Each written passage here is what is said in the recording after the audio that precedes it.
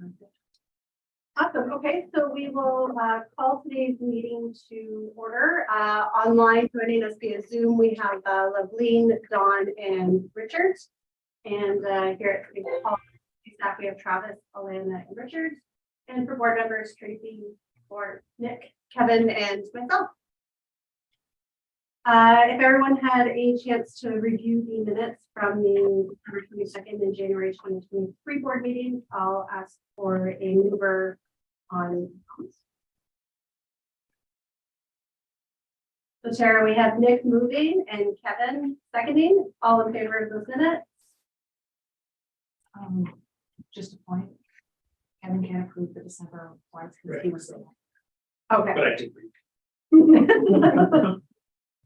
So you'll need a different second. Yeah. Lawrence, were you here for January? I was not here for the last week. Or for, oh no. Richard, you were here for both of them? Okay, Yes. so Richard can second on that. And all in favor then, we did read them, everyone that was here for December within Nick. Or did you were I wasn't here here, for but I read them. You were here for December though. Oh, December, yeah. Okay, so we're good there. Does anyone have a declaration of pecuniary interests with regards to the agenda? Nope. Okay. So the first item of business then is with regards to election of a chair and secretary to move forward with this new term. We'll start with the secretary. It was currently held by Richard, and I'll ask for anyone whose name would like to be put forward as secretary. Richard? Anyone else? Then that will carry. Yeah,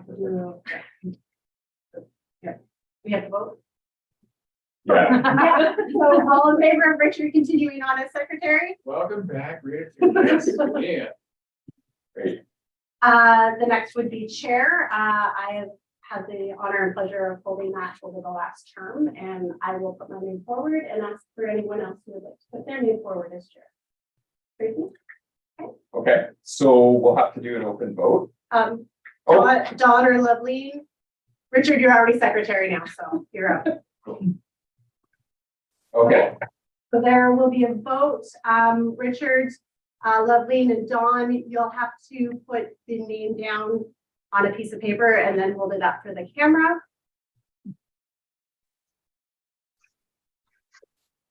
And it's an open vote. So you have to put on your ballot who you're voting for and then your name underneath. Okay.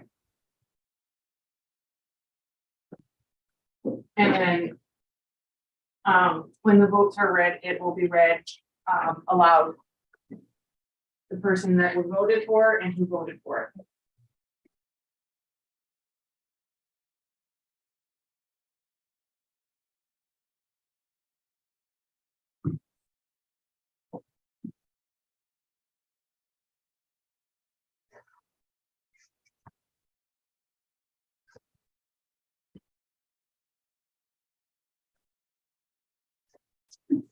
You're ready to joke.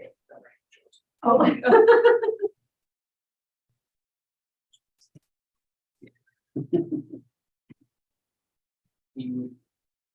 Are you guys going to? We just need to, yeah, we just need to. Yeah.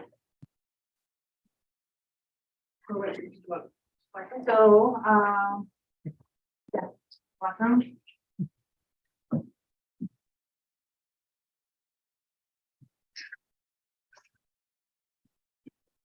So for the folks online, you'll have to hold your vote up to the screen so that it can be read. And Richard, we'll start with you.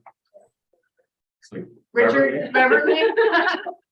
And I see your name, perfect. Beverly. Thanks, Don. Lovely. Really? Thank you, Lovely. Okay, now I'll read these ones. Beverly, Lawrence Foster. Beverly, Nick Rash.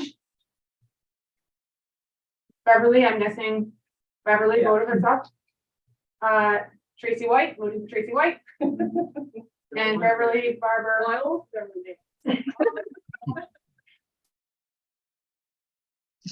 We got a die. Oh, we got Spoiled ballot. Kevin Wire. What did you?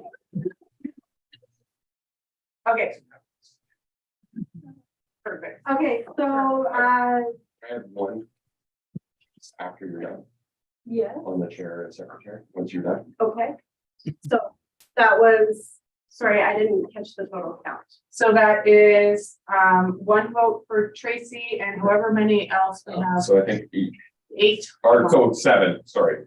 We have 8 board members present. Yeah. 7 that 7, voted in okay. favor. And so that carries as myself as chair moving forward. Okay. What you said? Okay, so, it was unfortunately, missed on this is on the agenda, but we did have 2, individuals put forward for the strategic plan Okay, as, working group. So we've got Richard Walker, addressing the non-hoteliers, and then Kevin Weir, Wire, representing the. So the remaining board will be engaged throughout. We needed 2 reps, should we need kind of any immediate, questions responded to or immediate engagement. The, staff evaluated along with DNO, because DNO is providing a portion of the funding, the bids, and we've selected Deloitte as the primary lead, for the RFP.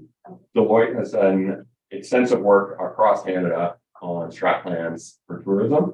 And most recently, we're working with DNO and Thunder Bay on some of their tourism initiatives. So they had the most qualified team, the most thorough and well thought out methodology.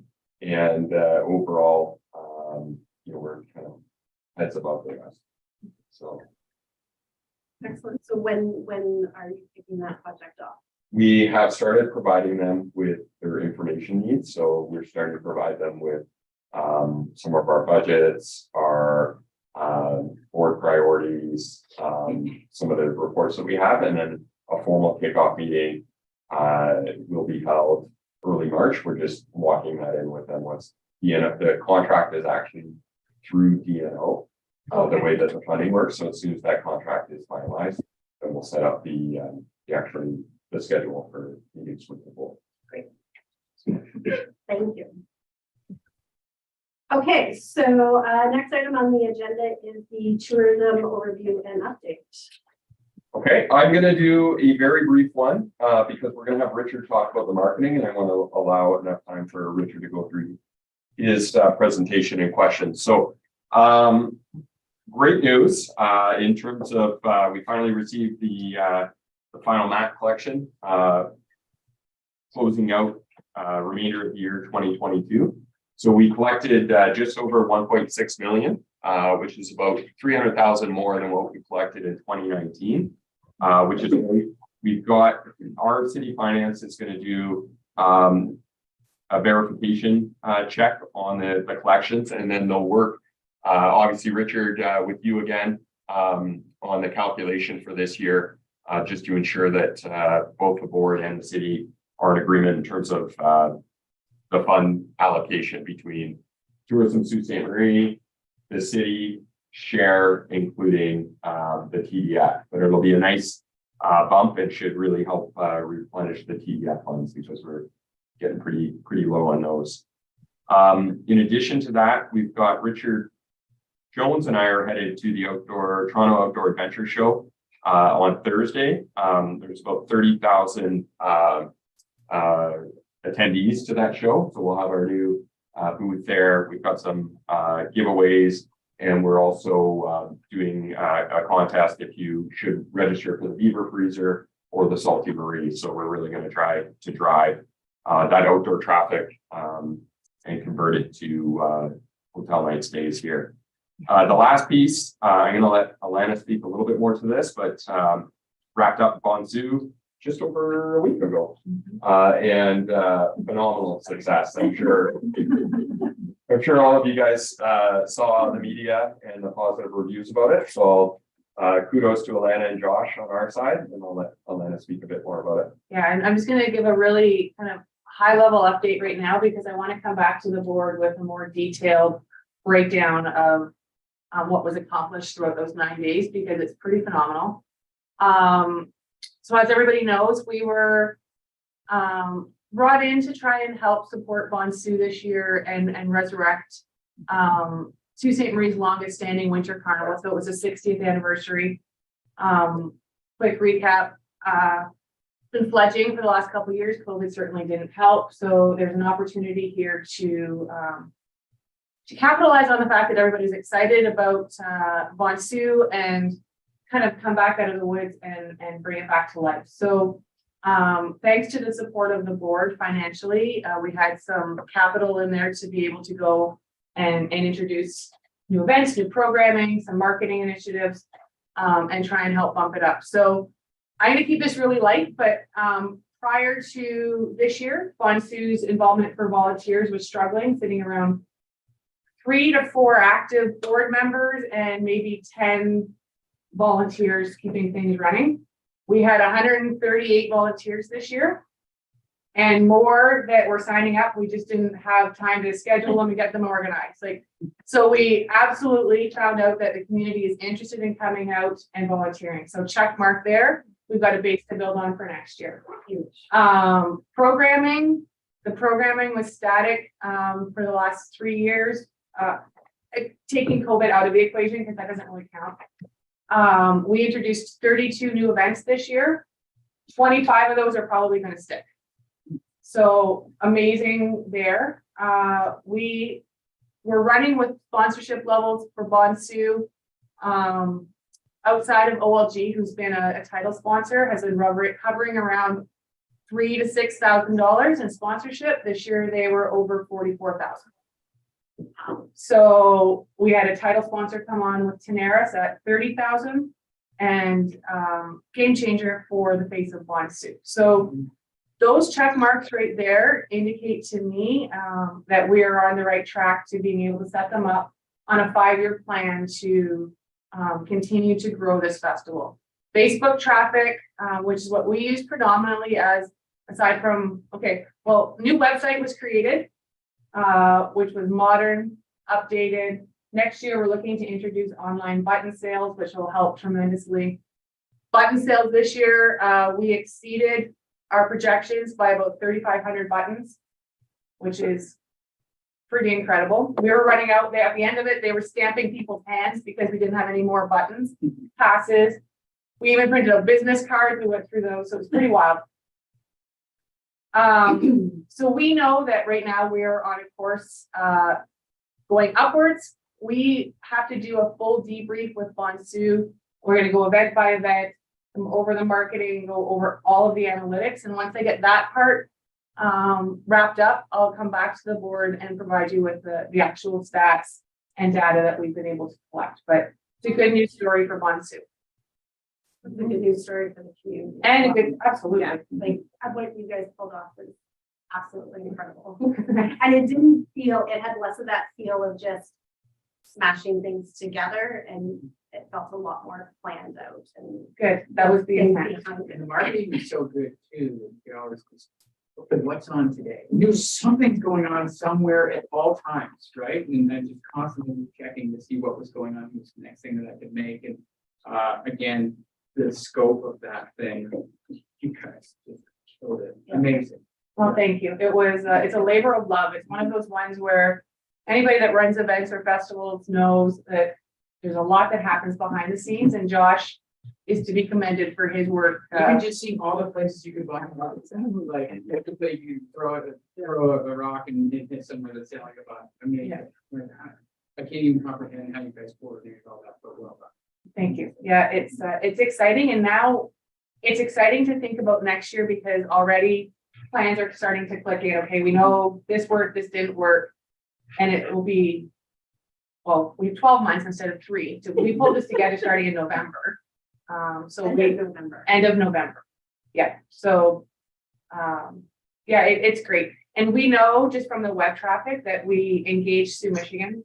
I know for a fact that at least 30 families from Michigan came over just from the US funds that was collected. So we know that they're coming over from Michigan. So if we're coming from here, there's no reason why, and we didn't even really push it into the States at all this year. There's no reason why we can't do that upper UP and try and pull people in. And one last thing I want to say to you guys at the team, I think guys at the table today, and I said it to you at the EDM thing, your pictures are breathtaking. And for you to be an asset on this team that just happens to be there taking these brilliant photos, it's stunning. Like, Yeah. no, I'm serious. It's a huge part of it. It is absolutely, because now we have an image gallery to be able to go out to market next year to show people what it is and what they're looking at. Yeah, sure. And I think because Nick, you were one of the ones around the table originally that didn't really know the concept of soon. And when we were talking about it, you're like, okay, I can get behind it, but I don't really get it. And now that you've experienced it. And I also live in town now, so I'm part of it.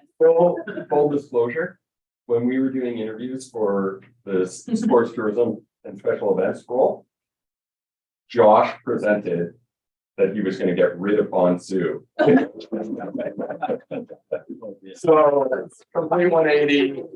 Great to see that he bought into it and like was literally Mr. Bonsu was Yeah, great. live updates are on. Yeah. Yeah. So if I could just ask a couple questions, because I wasn't involved in the process. So this is a community event that tourism took over. So, No. do you mind? No, I can explain it. So we did an exercise internally with our staff, identifying kind of best bet winter products festival and looking at what can we take that is already out there, what has good bones, and either transition into a tourism event or grow numbers to make it become a tourism event. And Bonsu just kept surfacing up as being this iconic possibility, but really not drawing in anybody from out of town. And in order to do that, we started to identify, well, why is that? And it came down to, you know, the programming, the resources, and then it just unraveled into this. They were in a hamster wheel situation. They didn't have the financial means to get out to be able to add more programming. Because they had no programming, we couldn't market it. The quality of the program. The quality of the programming was very community-based. There was nothing that was bringing people in from out of town. Nothing that was really an incentive for people to come from out of town. So we went through an exercise of looking at what does that look like and what do they need. And the tourism board committed $75,000 to invest into Bonsu to help transition it from just a fledgling community festival into something that can become kind of a 8 to 9 day opportunity for tourism and village. And then what we did is we started to add in events that bring people in from out of town or could bring people in. So just on that, so it's going to be a trickle a little bit, right? Like I was speaking to some positive, uptick. I was speaking to Science North, and the people that I was talking to were saying, well, you know what, our marketing lead was going to do a staycation, and then saw, details about Bonsu and decided to go to the Sioux, and they're going to extend it with Surge Mountain.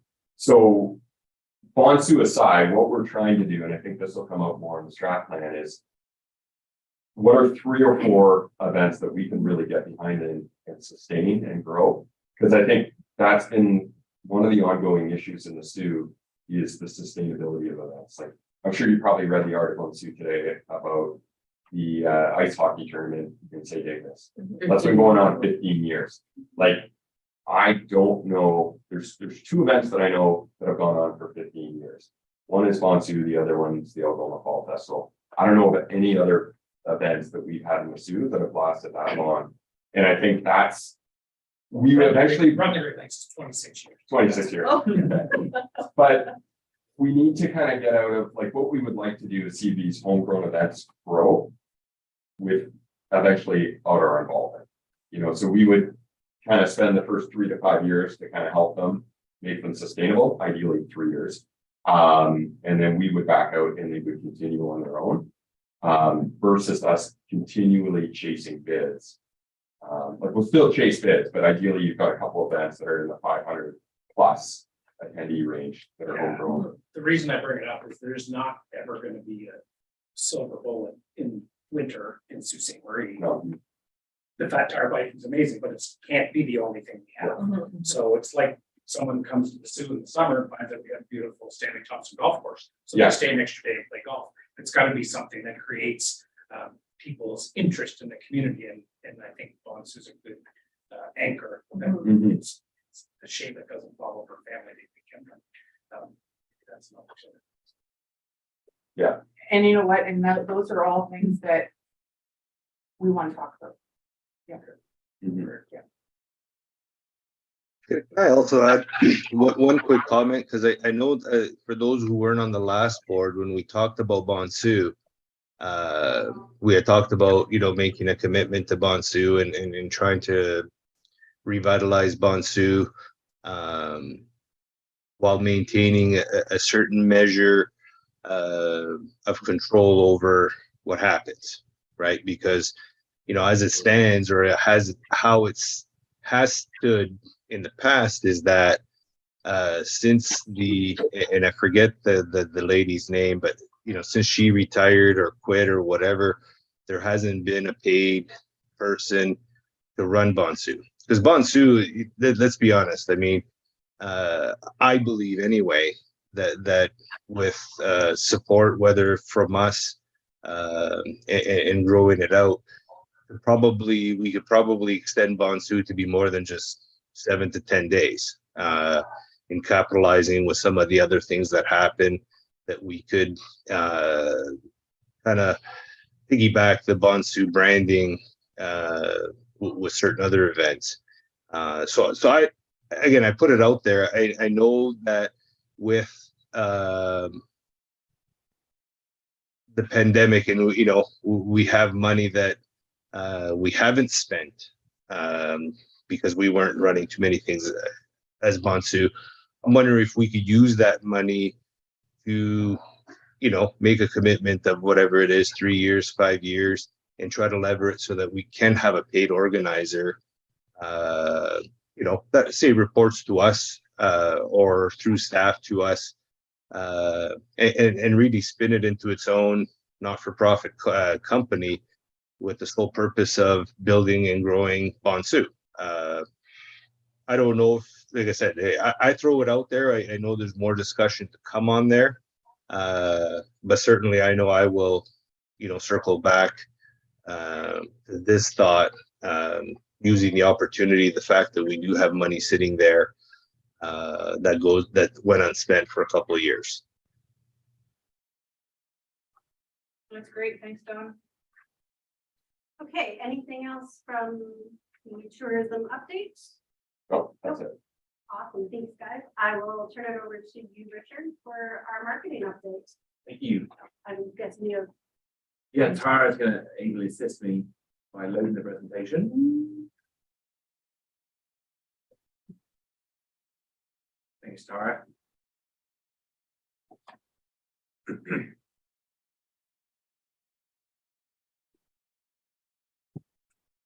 So this will be a quick presentation. If you have questions, ask me, challenge me, as you wish. Yeah, I've been asked the presentation of marketing objectives for 2023. Next slide, please, Tara. The executive summary, you might need to click each one. Thanks. Tourism Sault Ste. Marie saw hotel occupancy grow in 2022, as Travis referenced from the map numbers. The website, which is still relatively new, grew 200% or more than 200% in traffic in 2022. And we have a 7-point strategy for 2023 tourism marketing. Next slide, please. So a quick recap on 2022. Again, here's the map numbers, which shows huge growth. Ignoring the kind of awkward COVID years, it even shows growth from 2018 when there was some relative normalcy. Next slide, please. And yeah, just to reference that is really our primary goal. Trying to drive hotel stays. Our secondary goal is to drive traffic to the tourism website, which we believe that will lead to tourism stays. It's just a quick screenshot of our current website. Next slide, please, Tara. So the website metrics, we had in 2022, we had 460,000 users, which is up 375% year on year. We had just shy of 1 million page views, which is up just over 300%.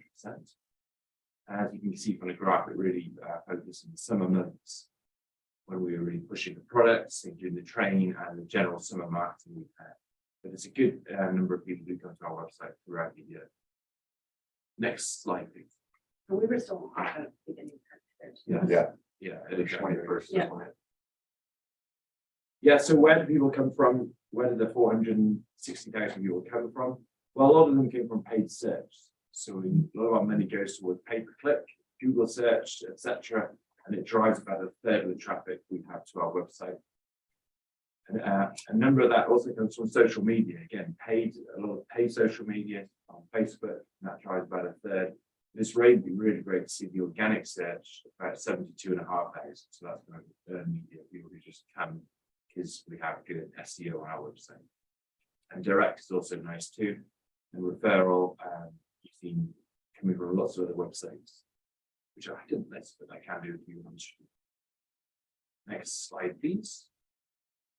And then the outbound clicks. This is a really good metric for us because whilst our website is great, where do people go to?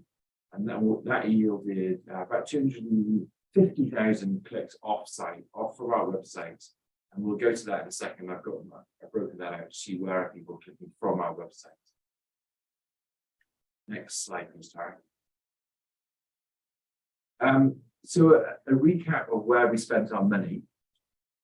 We spent about 26% of our marketing budget on the train, about 25% on winter, and then it kind of breaks down a little bit into indigenous tourism, mountain biking, culinary, and general summer, beaches, etc. As you can see from the graph, we largely targeted Canada, about 75%, and we largely targeted digital, 70%, because digital is very good for analysis and converting people, especially when we have a website. Increasingly, people are booking online as well. But we still utilize print 31% because we didn't want to ignore people who consume their content or media via print, particularly an older audience. Next slide. So where do they go when they landed on our website? Well, we have a really cool section called Travel Inspiration, which is a lot of blog posts, and it might include such as the 6 of the best sandy beaches or 5 of the best winter excellences. And we have a number of posts there. We try and curate a couple every month to keep things going. Just done a really nice one called Trail Town, which is actually accompanied by a little brochure, which we're going to be launching during the Outdoor Adventure Show. So it's going to have Trail Town for mountain biking routes, for canoe routes, and for hiking routes. And we've given 3 or 4 suggestions on each of those disciplines. And it leads back to a website called Trail Town, which is the Travel Inspiration page. That's just an example of what the Travel Inspiration page does.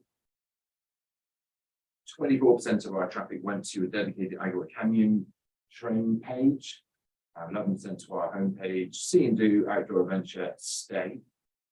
And if you are curious, I just expanded the Outdoor Adventure page just to see where people are going on this, because we have 9 disciplines that we focus on. Majority of people are going to hike. They like to hike, and a lot of people are going to ski with fish, mountain bike, snowmobile, cycle, etc.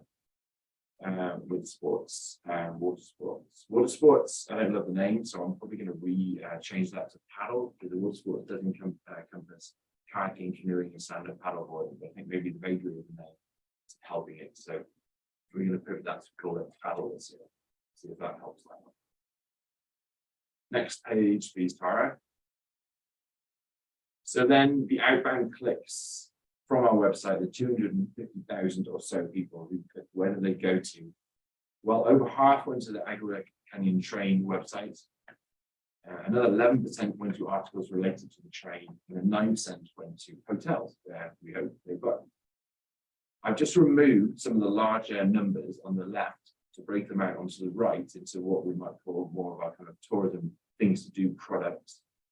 26% of people went to Ontario parks, which is the majority of that Pancake Bay, but also Batchewana and Lake Superior Provincial Park. Forest Canoe, they got a big boost, partly because we were launching an adventure bus. So we had a dedicated page there. We were sending traffic back to Forest Canoe's page. People were curious about the Hub Trail, the Sulok tours. Now they only had 7% traffic, but that's still a lot considering that was quite a late market, product to enter the market. 6% went to Searchman, 6% went to Bush Plain and Tomica, etc. Next page, please. So then all this leads to a marketing plan. We have 7 kind of things to discuss and recommend for this year. And the first one is to emphasize new products. Picture of the Miss Marie. We're calling that a new product, calling last year kind of a test, a trial, and this year is it's fully locked. We're going to launch it fully. I've noticed they have actually gone to market already with some paid marketing, announcing their May launch date. That's great. It's always good to talk about new products as a destination marketing organization to make you look new and current and exciting, and there's always new things to do. So we're really going to lean into that. Next page, please. We'll increasingly target the US market. As a reminder that the COVID and the border kind of, I want to say a better word than sanctions. Sanctions only lifted in September last year. Up until then, it was so challenging for Americans to get over here. So this could be our first full year where Americans might move in more droves, let's say. Let's hope it's droves. So we are going to increasingly target them. We struck up a good relationship with a publication called Up North, which really works in the Upper Peninsula of Northern Michigan. And as you can see, an article we did last year was featured in the vacation guide right at the very front, which really works in our favor. I think about 280,000 copies of that were dispersed all over Northern Michigan. And the reason they put us in the front is because the rest of it, they want to dedicate to American content. So they really want to differentiate Canada content. Sales rep kind of apologetically said, I hope you don't mind going the first couple of pages. And I was like, well, okay, that's fine. But obviously it's perfect for us because you open it and you see it and it's super. So that's a good relationship we struck up with them. And we hope more Michigan come north. Next page, please. And the digital strategy, again, is really good for us to measure and learn and understand where our audience is coming from. And so we'd like to increase our digital strategy there through pay-per-click, through Facebook advertising, and you can really target people pretty well by age, by location, by interest. So we think it's a really good way to utilize what we have as our assets and our content. And to the next point, we have some nice photos, so we can really get those photos front and center as well. Next page, please, Tara. And then we want to utilize the train to increase visitor stays. So, the train does bring in a lot of people. We want them not just to stay for the train, but stay for a couple of days as well. Stay, come visit the Bush Plain Museum, other arts museums, the Ermitinger, and also from personal knowledge, go up Robertson Cliffs. You kind of recall, and you went in the board meeting when I made this shout last year. I was at Robertson Cliffs in September taking photos. That's what I do. And some people were, and I saw a family who were clearly not from Sault Ste. Marie. They had Toronto plates, and I started talking to them, and they said they were only in Robertson Cliffs because they saw this really nice photo and the visitor guide that they saw on the train, and they followed the visitor guide's information and ended up at Robertson Cliffs. So the train and the visitor guide in combination can be really inspiring and can hopefully drive people to go and visit lots of other things. The boats will be another good one as well. I think the boats will be a great combination and another reason for people to stay an extra day, an extra couple of days. So utilizing the train to really drive and increase stays is going to be a priority of ours. And where are we at? Next one, please, Tara. Attempt to capture cross-country travellers. I don't have any data on how many people drive through the Soo, but I know that 560,000 people went over the bridge. So you can probably use a best guess of how many people come over the bridge versus how many people drive through. And I would guess it's about anywhere from 5 and 10 times the amount. So we're trying to sort that out with Deloitte. Oh, yeah. One of the pieces that we're trying to dig into. So okay, great. I mean, we're probably talking millions of people drive along across the Trans-Canada Highway. And so we are going to do a test and learn. We'd like to do a test and learn campaign, putting some billboards in some key places along the way So that people see the things they can do in the zoo and actually make a decision and divert off the highway and stay with it. Hi, Kevin. Have you researched the impact of billboards? Because aren't they going the exact opposite direction we should be going, which is more social digital? I see zero value to a billboard when it comes to someone booking, because they're there, as opposed to them getting it online. Yes, I hear you. I mean, the challenge will be how to measure the success of it or the unsuccess of it. Is how do you know someone has seen that and then decided to stay to say free? Right, so we know this year is an exception. People don't walk into hotels that they used to back in the 90s. They book. Yeah. Because they can do it online ahead of time. So a billboard's not necessarily gonna, if they're driving through St. Marie, they've got a destination. Yeah. Is a billboard gonna make them stop now when they need to be underway tomorrow? Sure. So it's less about maybe understanding people have already made that decision about where they're going to go. So we have isolated a place in the bypass of Sudbury. So if people who are driving in the vicinity, maybe they're not going to make a decision there and then, but maybe it's and putting it in their ears and their eyes so they can make future Well, decisions. and let me build off of that. I mean, I think the other piece is, yeah, you're driving through, you might not be on a super rigid schedule. So maybe it doesn't extend, another night's day, but maybe it drives dollars to the bush plane, to the lock turbo. I would love to see what Deloitte Yeah. say about that, because I bet you they'll tell you that's certainly what all companies are telling us, is that billboards just are from the I mean, 90s. No it's offense, JJ. we're not, Oh, it's not that we are signing all our strategy. No, Most I of get it's in that. digital. It's a relatively low cost, potentially. It's an opportunity to reach X number of people. And I think we're curious about seeing it. Some of it's from anecdotal information about chatting to people in the street. Why you here? Oh, we just saw this, we saw that, we picked up a business guide here and there.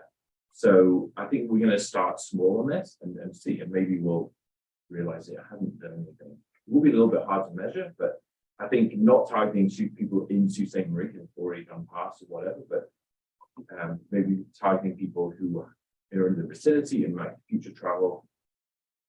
It's the argument for print versus digital generally. Yeah, for sure, I agree. Because I'm not necessarily to support print at all, but I would rather see that in Muskoka or in Toronto, where people are thinking about coming north and see that, as opposed to they're already on their way, because chances are they already have the plans. Right. And we see that in the hotel business, where people used to just drive in here and go, hey, do you have a room tonight? Like that in 22 happened because it was a weird world, but up until 2019, that has kind of gone away. Yeah. Because people, they can book online, they're already doing that, so. Okay, well, that's good thought. Thanks for that. Next slide, please, Tara. Richard, can I interject while I have the opportunity? I mentioned to Travis and Alana that I was at a Florida State Park, and tourism development people from the Keys came and did an interview, for lack of a better word, with us to determine how we heard about the Keys, our accommodations, the whole shoot and match. It took about 10 minutes. And I really think that we, being Tourism Sault Ste. Marie, should consider doing some visitor guide surveys to determine why they came, et cetera. I mean, it was a pretty like I said, it was 10 minutes. And they did it on an iPad, so they read the questions, we gave their answers, and they inputted it immediately. So, and that's what they were using in order to determine where they were going to spend. Because I asked the girl what the purpose was, and she said that was to determine where their marketing efforts were being successful or not successful, et cetera. So I think it's something that we should consider. Yeah, and I think Richard, just going back to my response, we do get seasonal students from Algoma U that we are going to be looking at doing that work with. Yeah, that'd be incredibly useful. We are always gathering more information about why people are here, how they found out about this, so we can make better informed decisions. So yeah, any more data about it is very useful. And Travis, you probably could contact the Monroe County Tourism Development. They'll probably even give you their questions. I don't I don't think there's any secret to it, but Thanks, Richard. So the next point is take advantage of partner opportunities. For one very simple reason, and particularly when you work in Destination Ontario, they have a huge reach, but they also provide you income, money, takes your marketing dollars further. Very often they'll provide up to 50% of the cost of a piece of marketing. So when you're spending $20,000, essentially you're getting $40,000 worth of value out. So we had some really good experiences with, particularly with Destination Ontario last year, and we'd like to continue that again to have our marketing dollars go further. And the next one, please. So we kind of hinted about this a little bit. And Searchpoint themselves will acknowledge that last year was a challenging year for various reasons. This year, so far, so good. They are having an excellent year. I think that'll be topped off when they open the final lift. But they opened earlier than ever before on US Thanksgiving. They have a really superb new management team there with some big credentials from Southern Ontario with a good reputation. There's a really good atmosphere there. And I think and the fact that some of the places in Southern Ontario and Southern Michigan have struggled this year, partly the lack of winter they've had, I think we want to lean into that, highlight the success of Searchpoint to remind people what a great destination it can be. So that'll be next year. And hopefully the remainder of this year will be just as good for Searchpoint as it has been so far. And I think that's the conclusion of my presentation. Yes. Any other questions? Just one other question as it relates to the winter marketing. Are we doing it with our summer visitors? So, people come here in the summer or coming through in the summer that don't recognize all the things we have to offer in the winter. So for us, when we do a hockey tournament in the house, hotel, we would always promote what's going on in the summer. So that the parents aren't going, hey, we never thought of coming back here in the summer. I think there's opportunity with the great things we have to offer in the winter to be actually promoting it to people coming through and staying here in the summer. Are we promoting at the train station all the things we have to do in the winter? I mean, People are coming. the best example of that is the visiting guide, I think, which is the tournament booklet for the whole year, and does have a big section on winter in it. That's a good point. Could something like Mr. Richard Walker, we talked about the keys, go into the visitor guide? It's like a QR code scan, you enter a contest for a winter getaway, like 3-night stay. I'm sure I would be interested in. I mean, yes, you could absolutely do that. My opinion on that is you target a certain amount of people. You've already cross-sectioned society by targeting people who A, got the visitor guide, and B, were interested in contests in visitor guides as opposed to a general population. If you doorstep, that's my opinion. If you doorstep people or grab people with a student, then you are getting more of a cross-section of people who are actually being at a hotel. That's my opinion. You're probably going to get a slightly older demographic exclusively with the visitor guide. I see. But I mean, we could still put it in. Yeah. And then Or it could be on do the the spot checks, right? right? The same thing, it goes towards that. That's just my opinion. We have not found QR coding to be super successful. We've done it for a couple of things, and you would think that it would be. It will, like it's the way everything's going. Yeah. If you look at what our target market, I'm assuming we're gonna find out through our strat planning, is gonna be far more first generation and new Canadians. They're not gonna pick up the visitor guide and read it. They're gonna do all their research online. They're gonna click on QR codes. They're the ones that will build that survey.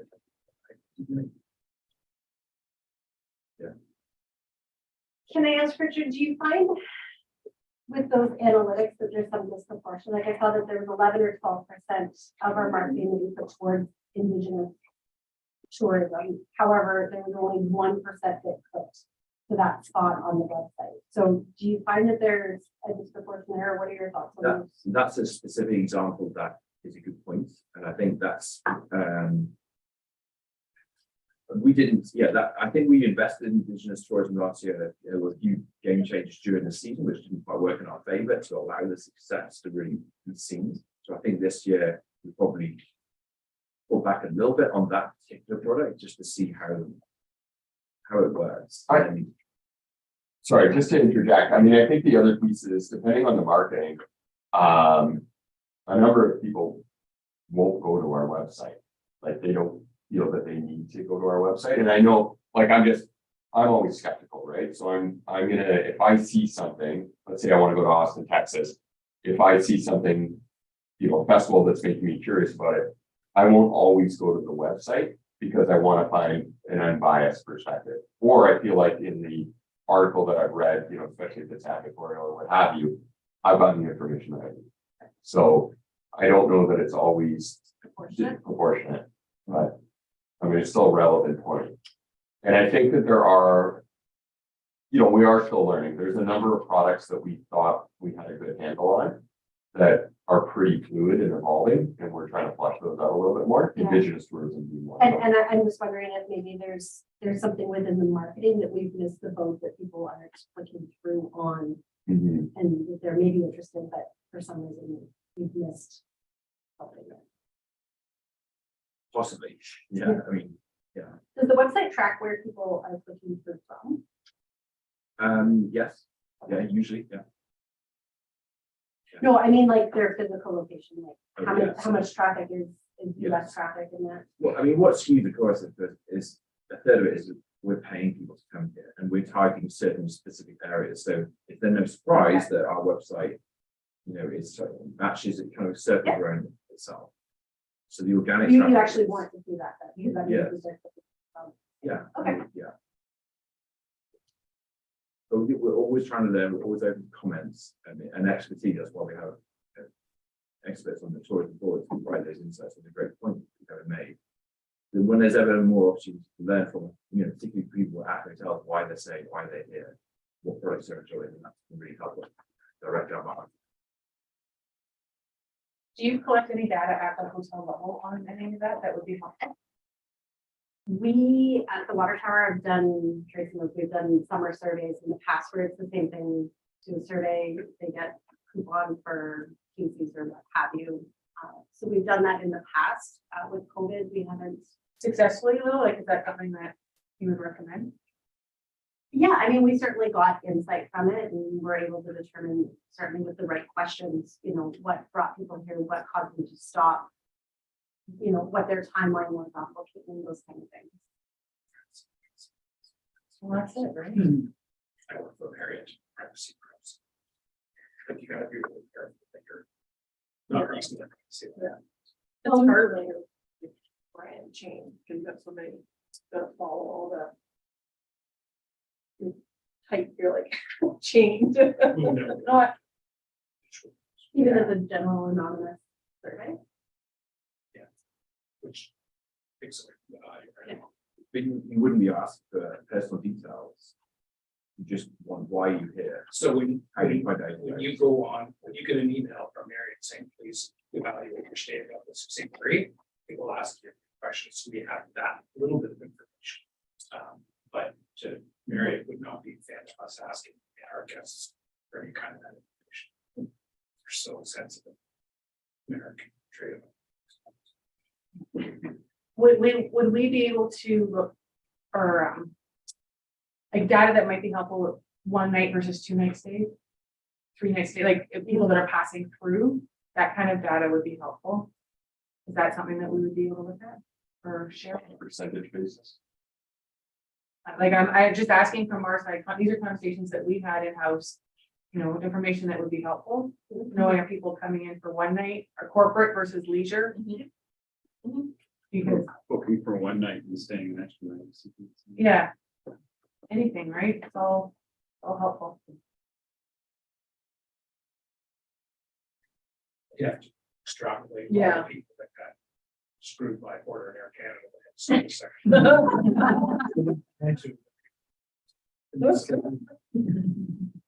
Awesome. Anyone else with questions for Richard in regards to the marketing and the 2023 plan? I just have one question. And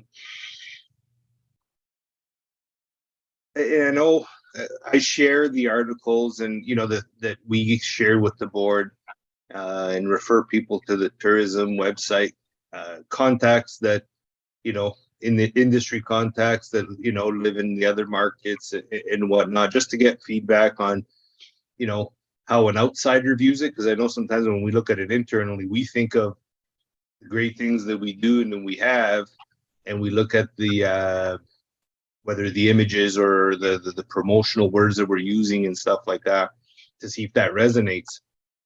And one of the things that the feedback that's been given to me is either, and I don't know, it's been a little bit since I've gone on the tourism website, is one of the things that I get asked about is itinerary planning tools, so people, if they see a flashy ad for Search Mount and they click on it, is there a tool where somebody who may be saying, hey, you know what, I might go there, let me plan an itinerary. Like, I don't know if we have that functionality in our website at this point, or what it would take to get that functionality. Like, I know sometimes when you go on, to use an example, like, you go on a website like Amazon, for example, you start searching and you get the little guy that clicks up in the corner, how can I help you? The chat bot or whatever it is, to try to help people, direct them to actually going from viewing the material to actually locking down a visit in an itinerary. What kind of functionality do we have with it, and should it be something, or should it be part of our marketing infrastructure plan to build those types of tools into our website, connections through our social media pages that actually translates to people travel, booking and being able to plan an itinerary in Sault Ste. Marie from our websites. We, by the looks of it, we've done a great job driving traffic to our websites.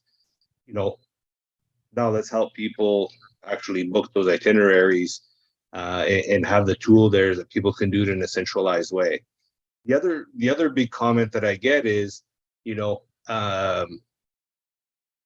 especially from some of the bigger city people, is they'd more consider booking an already pre-planned itinerary. Just like, we book our all-inclusive trip to Cuba out of the Sault Ste. Marie airport, do we have itineraries, or can we market itineraries for, say, somebody to say, okay, I'm gonna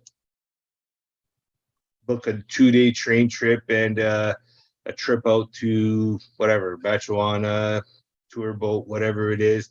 So they have a preset itinerary. They say, okay, here's my $1,000, and that includes my hotel and the stuff that I want to do.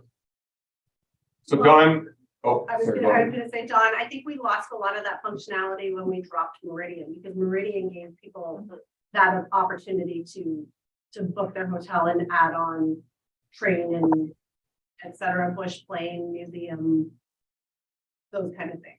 No, absolutely. But Meridian, I think, for the most part, was focused on the train. Yeah, you can book Search Mount and stuff like that through it. But I mean, I think with some of the AI options, certainly we can probably refer people and actually be able to have centralized their itinerary and either direct them through links or whatever to book specific things, or as I said, like, have pre-packaged itineraries that people can just click and say, I want to book that. Maybe here's my $1,000. I want to book that. Yeah. So Don, I guess, great questions. Two pieces. One, I think this is worth discussing with Deloitte and figure out, kind of best practices there and how to potentially go about doing it. The other piece with the bookings agents that we had, it was just ticket sales, right? So, you could get your accommodations with Search Mount and pass, you could get the train, and we could probably, roll in the boat and a couple other pieces there. But to build out an itinerary that's not ticket based might be a challenge, but again, a conversation with Deloitte. To answer your first question, that's something that we'd have to talk about in-house. I'm not clear on the degree of functionality that the website can handle on its own. One of the big reasons why we walked away from Meridian, and it would apply to here as well, is we didn't have the staff to man it. So if there's some automated functionality or group that, I need to give it to a third party, but if there is some opportunity there, then that's something that we can look at. But I think it's when we're kind of looking at these things, we kind of need to do a comprehensive review. So I don't think we can give you a detailed response right now, but those are kind of my gut pieces. Yeah, you know what, like I understand that, we're in the beginnings of this board, we were stunted last time because of COVID and stuff like that. But more advancing the thoughts, right? I mean, ultimately, and I know when I've traveled both ways. I've traveled fly the seat of my pants and just get in the car and go. And I've traveled, and especially where, maybe somewhere where I haven't traveled to before, it certainly made it a lot easier to book an itinerary. Now, like I said, I understand that there probably needs to be some sort of grassroots support, building infrastructure with tourism providers or tourism outfitters and things like that, so that, as you say, like, move to a ticketing based system. But certainly, that's something that should be on our agenda, because I mean, yeah, we can do great work in consideration of the challenges that we face. I think we've done great work to attract eyeballs to the images and some of the great things that are going on around here. We just now have to make that connection so people could actually book the experience. And I think that's how we'll be able to measure really the success of any marketing campaign, because then we'll be able to have a hard number, right? Somebody looked at this particular marketing campaign for Searchmount, and we're going to be able to relate it back and saying, okay, we know that, based on this campaign, people booked this many trips, and we can start putting a dollar value to, what's the average trip cost besides the actual cost of attending Searchmount, but like, what do people have they spent on average in terms of, other things, right? Making able to make a reservation at a restaurant, you can get. I don't know, Don, that we'd be able to get into that degree of visitor spending from the website. But I mean, it's certainly something we can look into. But I mean, in essence, you'd be treating the entire city as a resort, and I don't know if we could pin in,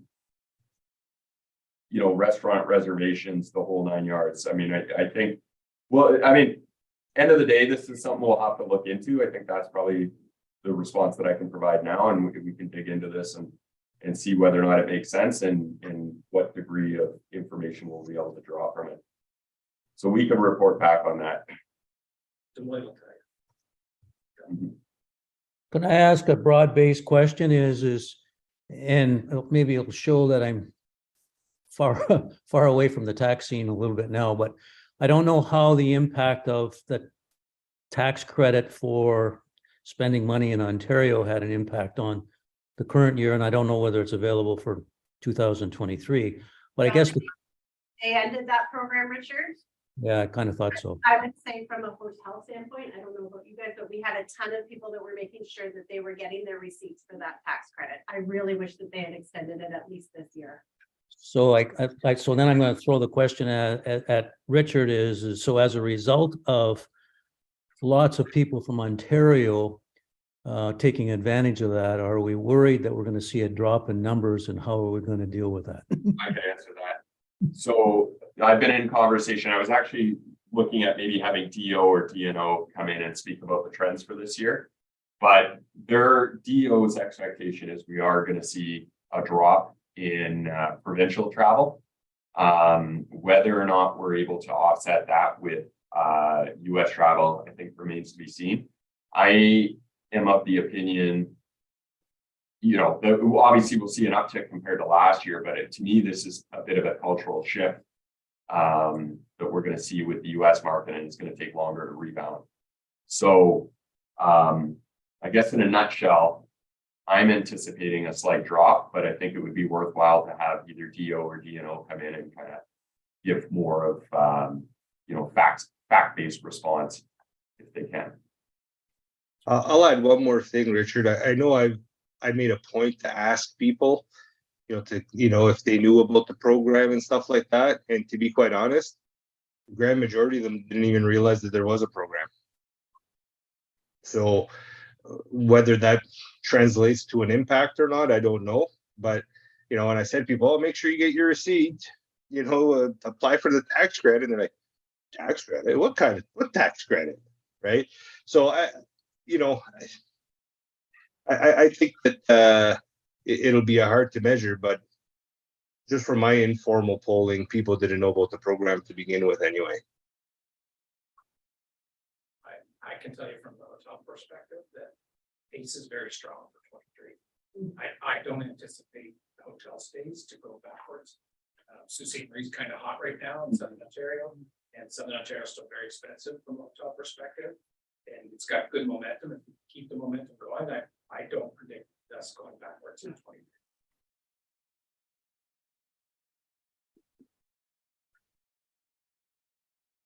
Okay, any other questions for Richard? Thank you. We ended up having to put you off there the last 2 meetings, so thank you for, coming in and presenting that and giving us, the direction for this year. Yeah, you're good. Thanks. Alana, will you attend the Copa Giovanni soccer tournament? I will. All right. Thanks, Richard. Thanks, guys. Okay, so we have one TDF to review for our meeting today. It's the Copa Giovanni soccer tournament and Italian festival. They're applying as a combined. They're working in partnership together. So I'll go through and I'll read the application summary. Everybody should have the evaluation matrix and application summary in your board package. So I'll go through and read the highlights. The Copa Giovanni soccer tournament Italian festival will be held July 7th to 9th. Their ask is for $20,000. The overview. So this will be the first year of bringing back the soccer tournament and combining it into the Italian festival. Giovanni restaurant has been holding an Italian festival for the last several years. They're partnering up to add in a soccer tournament. So it's a proposed annual soccer tournament returning year over year, designed to attract more than 12 out-of-town men's soccer teams to a World Cup format.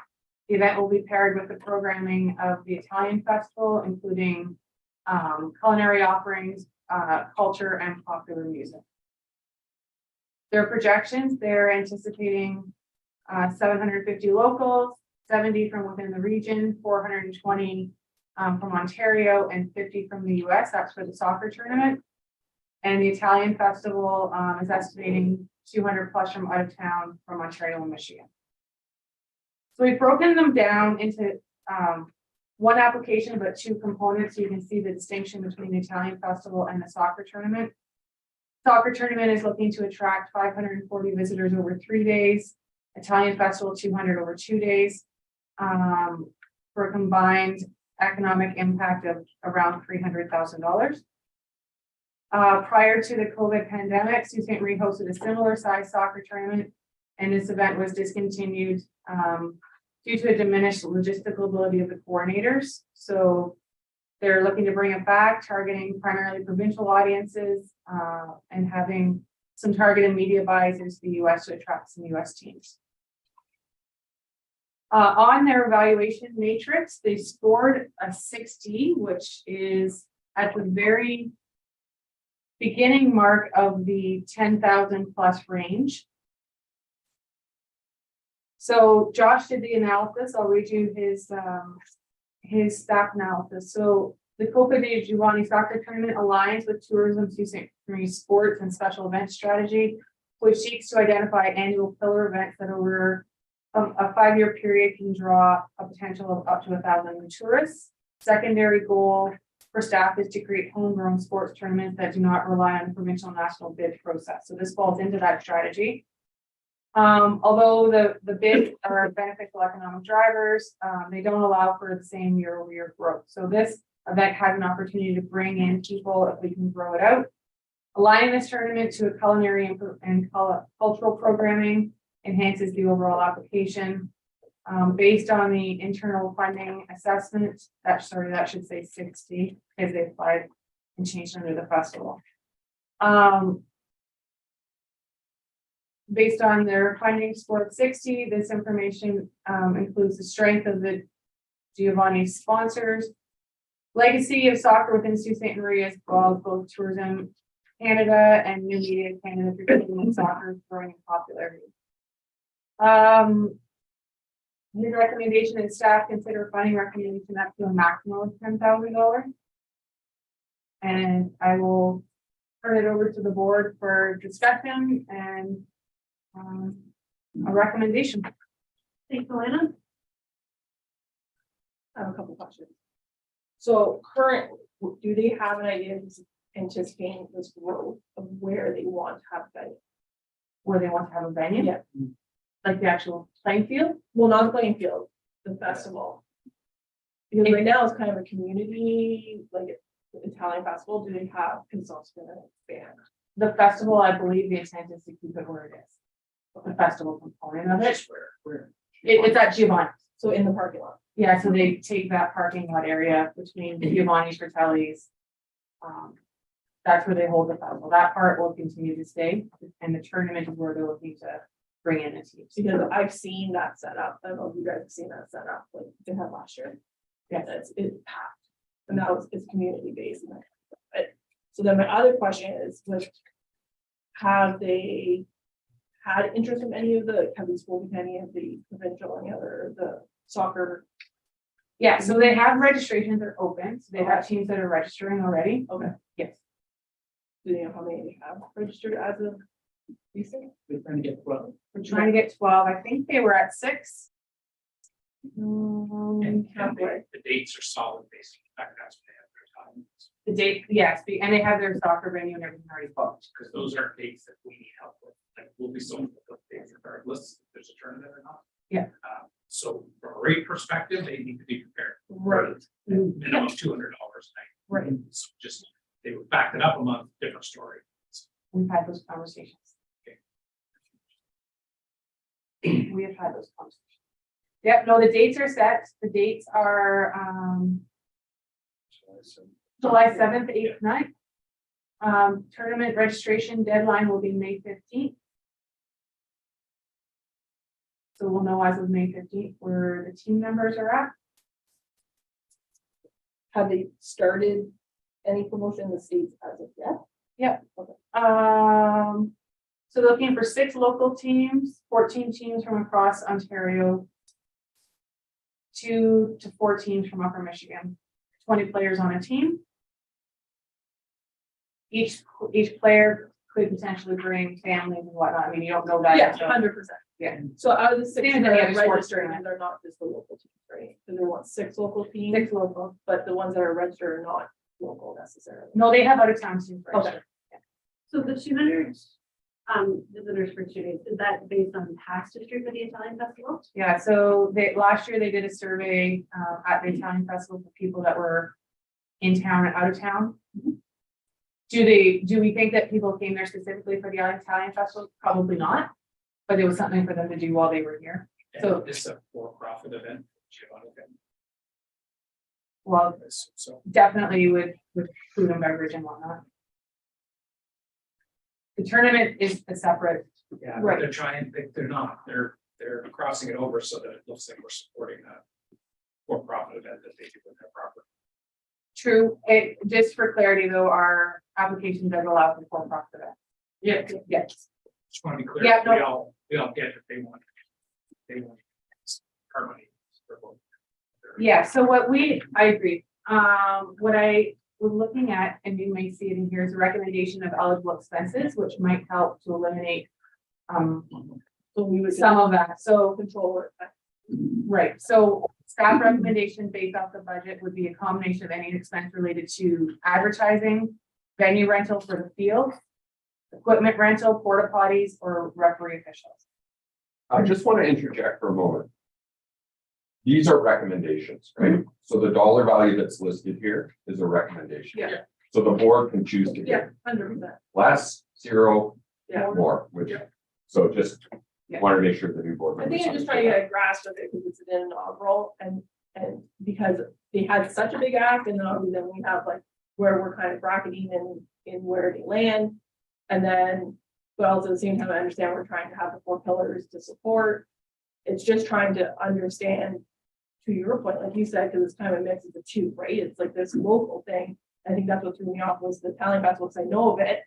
And then the soccer tournament on top of it and what interest have they had from the out of town aspect, I guess. Yeah, why didn't they just apply for the soccer tournament? Like, why do they have to combine it with their event? Well, part of it is because we want to try and add in other things, like sports tournaments can stand on their own in terms of X number of teams come in and stay, Yeah. that's fine. But this is combining it with another festival that's happening at the same time that has an audience that is combined, like like the Italian culture, soccer combined, like it blends well to bring people in, come in and have the soccer tournament. In the evenings, we've got this going on and it builds out the actual sports tournament. We try and do it with hockey tournaments and whatnot. You come in for a town for a hockey tournament, what can you do in the evening? How do we round out this day? And that was the intent. And that was the conversation that we had with them, was to look at the Italian festival as its own, agreed, probably not eligible in terms of the out of town visitation. You combine that with a soccer tournament, bringing people in from out of town. Now you've created an event that can attract people and give them something to do and showcase part of the city. Do you know if they, what kind of events they're gonna have at, like, in the evening? Like, are they gonna have music? Are they gonna have Yeah, so activities? Are they? I don't know if they've lined up exactly who they will have, but they have, they definitely have a band stage set up. They have a band playing in the evening. They've got all kinds of different culinary options out during the day. It does create an ambiance. If you go in there, you can say, there's definitely a festival vibe going on there. It's just, it's such a, it's not, it's a very limited space, right? Like you can't, Can we grow it so you much? can't grow, yeah, because then you're dealing with the stores, right? So that's why I was just wondering if they're looking at an alternate location, if they're looking to grow, because then you also have 200 people for the festival, but then all these people coming for the tournament, and what if they want to go to the festival? So I'm just was curious if maybe they're looking for an alternate.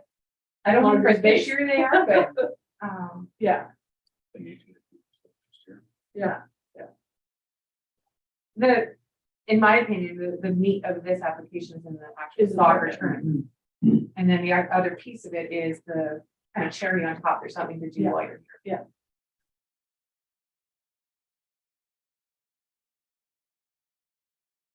And then internally, we've had discussions, and this is a larger board discussion, I think, but it's tough with inaugural events to know what's gonna happen. And we've taken chances on lots of inaugural events. Some have worked, some haven't, but we have to recognize that an event doesn't take off in its first year. Yeah. You need a runway to be able to grow this and get people from, coming in this year to say that they want to come back next year. So I caution the inaugural piece to be the holdup in any sort of analysis, because you need to have something to start with. And Alana, correct me if I'm wrong. We don't actually cut them a check, right? They have to submit their receipts afterwards, and then we cover certain expenses.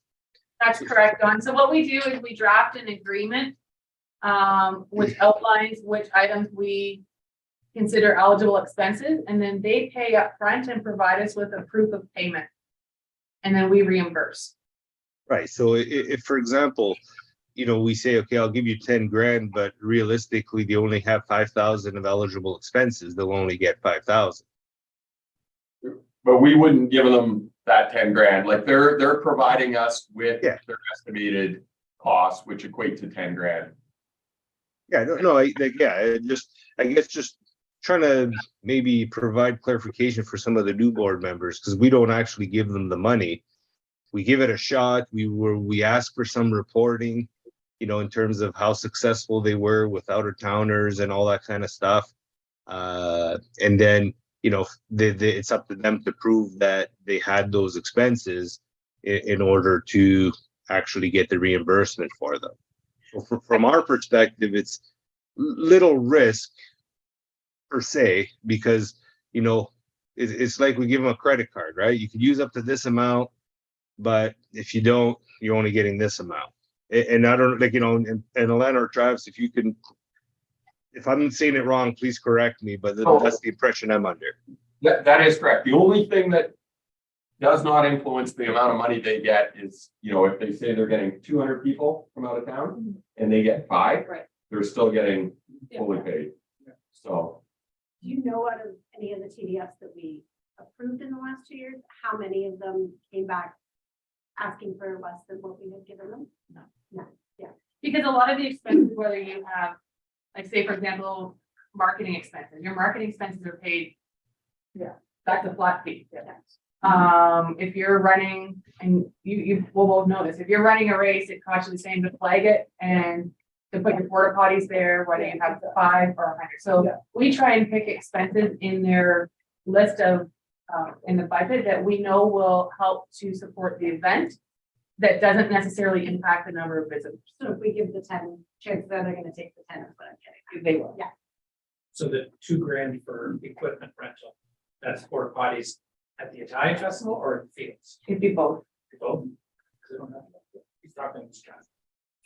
they would have bathrooms at the field, but if they, you know, given the size, they probably want more.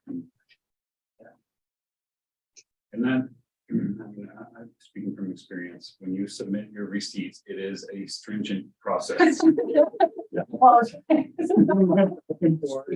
So many times, and I've been audited before, and it was tougher than an audit, so it's good. I mean, the Yeah. process is there, and it's well managed. It keeps it in check. I was higher receipts. I think it's a little bit more friendly now. Yeah, you'll have a better. You were my guinea pig. Yeah, you're one of the first. And the other thing about these expenses, you know, looking at them, these are things that are gonna stay in the community. We're giving officials some jobs. Mhm. You know, we're renting local stuff. It's great. So the ask that is on the table was the 20,000, the recommendation is the 10. Do we have any thoughts beyond the 10,000? Everyone comfortable with looking at the 10,000, or do we want to drop it? Reduction, or that you want to go higher? Just, can I get clarification? Your bracket was 10 plus? So yeah, the range goes, I forget. It was So 16 to 17. 17. And they're at 6. And they scored 6. So the range, They just hit that 10,000. so according to this range, if you were to, between 60 and 79 points, could be anywhere between 10 and 20, based off of this recommendation from the matrix. Now that you have all the other pieces. You decide. I like that the event planned on spending 5,000 in digital advertising to attract athletes within the province as well as Michigan. That's the one that I would feel comfortable supporting. It's $5,000 Yeah, and for a dedicated purpose of bringing athletes here. And the value add afterwards is, hey, there's great food. We need at this Italian festival. At least we know where that is going. so, oh, sorry. I was just saying the opportunity to support it more next year. Yeah. In my mind, I was thinking 7, and I was thinking the 2 were the advertising and the officials, because if the officials are something that's gonna hang up, bring in enough teams, because you don't have enough officials or to pay the officials. Those were the kind of the 2 aspects, and that's where I landed around the 7. Officials are set themselves Yeah, I know, so that's why I'm thinking as a number, then you can use it between whichever 2. for Based on the Right. terms. If they get this number of teams, this is how many officials they They need. This is how need. much money. That's right. If it's less teams, it's less. Less, officials. exactly. So if it helps, I have their detailed budget. I can go through it if you want that extra information. I didn't put it all in here. We can, I can go through kind of the line items of what they're looking to spend their money on. Just to give you an idea, it's broken down for the Italian festival and the soccer tournament separately. So I'll just go quickly. So there's prize money. First, second, third place prize money, which we cannot cover through our grant, so. Lana, Yep. could I stop you there for a second? I guess the question is should we be going into closed when you're starting to disclose a whole bunch of numbers from an enterprise? Yeah, you know what, Richard, I was thinking that, I think if I go through without saying the dollar value and just the line items, we probably are okay. Yeah, okay, that's fine. So there's prize money, officials costs, trophies and medals for participants, programs, schedules, design, printing, entertainment at the field, cost of the DJ, music at the field, advertising, tent, stage, tables and porta potties at the field, website upkeep and programming. They're having bouncy castles and face painting and photo booth at the field for the kids, security fencing at the 2 fields, and then a contingency fund. So that's the expenses for the actual tournament. Expense. Before you ask that, did they do a budget based on what they're charging per team, and how much money they're gonna pull in? Yeah. And there's a deficit, that's what they're looking for us to support. And then the Italian festival, so there's staff, tent, stage, porta potties, tables, all sourced locally, live band. Same thing, they're gonna put the jumpy castles, face paint and photo booth, food, alcohol, advertising, website, and social media, security, and then a contingency fund. So the contingency fund is minimal in both of them, it's less than $1,500. It might be helpful to tell them the total dollar value just for the They soccer have portion. them. I don't have it separate. They've got it combined here. You want me to?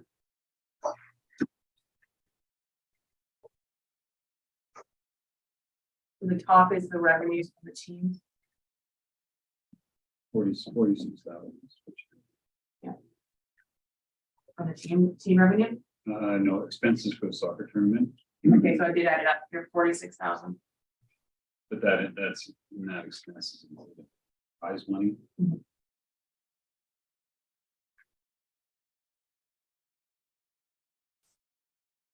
It's challenging 49,000. because we want an event like this here and to grow, but try to make a great point. We don't need it. Like at hoteliers, like at that time of year. But it's something for the community that we want, right? And we want to support it and try and make it grow. And obviously, we're hoping that the team there from the county are willing to respect the market at appropriate rates at that time. It's gonna, the city will be full, it's, Yeah. it's gonna cost them all, it could impact some of them. I didn't go off the matrix, Alana. What was it for time of year as far as scoring? Or Or So it's weighted at 10% of the score in this. Yeah, I mean, for me to have just hit that 60, they've got some pretty big numbers in there for out of town participants. So they got 0.4. Is that 60? I mean, from a non-hotel perspective, we're getting people coming to our community at a prime time in the season that we see of the community. We're gonna tell them all about the other things you can do here in the down season. I see it more than in the hotel nights. I know that's not necessarily everybody's view, but I think especially considering, you know, somebody that's doing this is doing this probably as a volunteer basis. There's not a lot of money being made here when you look at all of this. For the amount of work that's going to go into this, it's I think it's worth helping them out, at least to the tune of where they're assessed, and help them and maybe mentor them into saying, okay, maybe next year can we try it in a different time of year. Maybe we can move that festival and generate some great memories from people that come to visit us. And then come back next year, but it's going to be just a. So I guess it comes down to what do we want to say for $8 value? It sounds like we're in support of this. Are we in support to the tune of $10,000? I would Our Zoomers, what do you guys? I'm comfortable supporting the notion at the 10 grand. It's a first time event, and if there's a concern that it becomes a habit, we could always say no next year, right? Yeah, it is at a peak time where, from a hotelier perspective, we don't need the help, but I do think that as an event, as a community, if we're going to become, or if our ambition is to become a destination, there should be something going on in the community all times of the year, right? Like, I mean, yeah, there's going to be peak times where people come just because of the outdoors and stuff like that.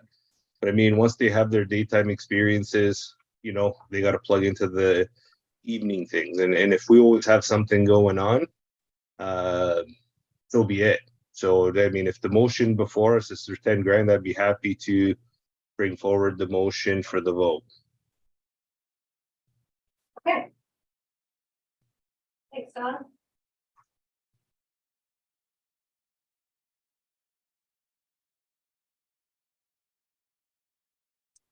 So on that note, let's go ahead and put a resolution on the table and we can move from there. So the resolution based on the recommendation would be it resolved that Tourism Sault Ste. Marie recommends a contribution of $10,000 through the Tourism Development Fund conferences and special event stream to support the 2023 Coppa di Giovanni Soccer Tournament and Italian Festival running July 7th to 9th, 2023, and that a report be submitted to City Council for consideration. Do I have a mover for the resolution of $10,000? Don? And do I have a seconder? Lawrence? And can I take a vote for those that would be in favor? So if we can record that.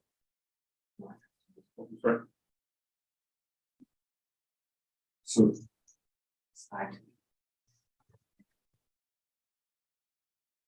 no, 5-4. Or 4-4, sorry, because there's 4 of us here. There's 4 that voted. There's 3 there. Gone, yeah, there's 3 there. Oh, nah.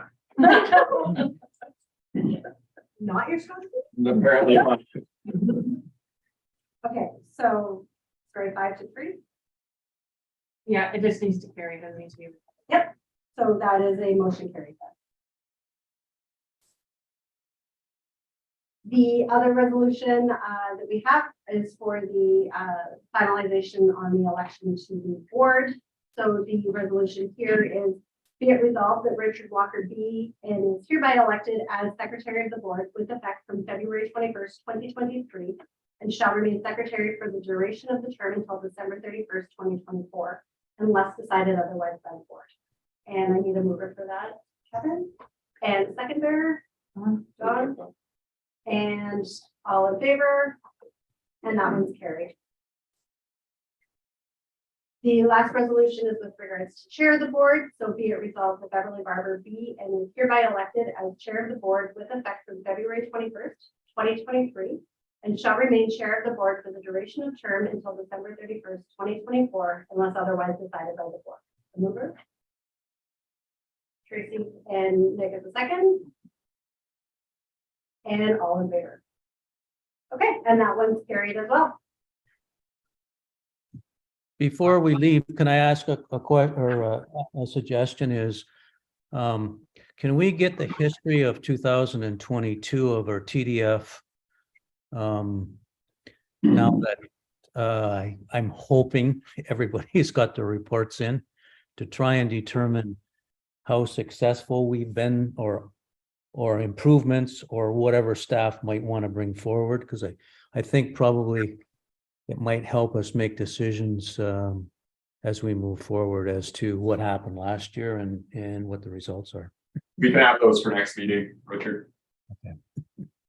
Great suggestion.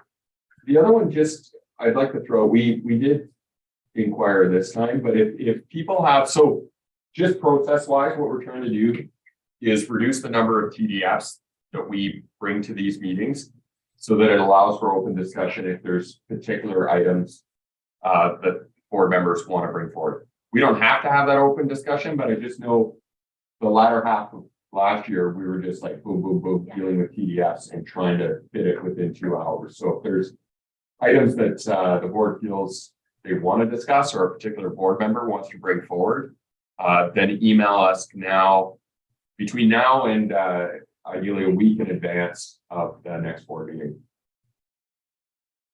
Just to follow on that thought, Travis, I thought we had discussed as a part of the previous board about having a minimum level that has to come to the board. Otherwise, the chair and the secretary can sign off on things. Did we ever decide on that amount, or did we ever decide to go forward with that? That has to do with the marketing allocations, not with regards to TDS. Okay. Yes. So there are certain things that don't have to come to the board if it falls within the budget that's allowed for either conferences or marketing or what have you. That's where that discretion is. Okay, if there's nothing else from around the table, our next meeting is scheduled for March 21st, and I'll ask for a mover for adjournment. Words and a seconder. Lynn. And all in favor to be done today. Great. Thank you everyone for your time. Much appreciated. Thanks, everyone. See you in March. Thank you, everyone.